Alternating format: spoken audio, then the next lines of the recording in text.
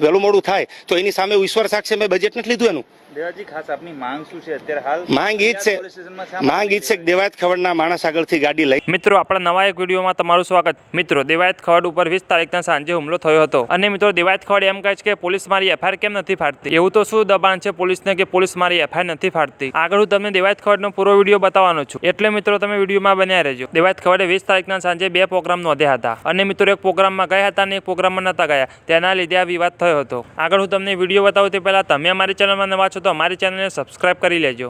વહેલું મોડું થાય તો એની સામે ઈશ્વર સાક્ષી મેં બજેટ નથી લીધું એનું. દેવાજી ખાસ આપની માંગ શું છે અત્યારે હાલ? માંગ ઈ જ છે, માંગ ઈ જ છે કે દેવાયત ખવડના માણસ આગળથી ગાડી લઈ જાય, પૈસા લઈ જાય, તોડફોડ થઈ જાય તો પોલીસ એફઆઈઆર કેમ નથી લેતી? શું રીઝન છે? શું પોલીસને એવું પ્રેશર છે કે પોલીસ ફરિયાદ ન લે?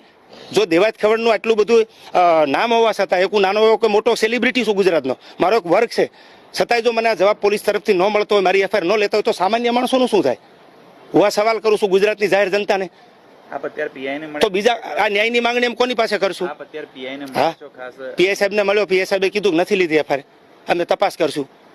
હજી ગાડી અમારી પાસે છે નહીં તો શેની તપાસ? કેટલી તપાસ?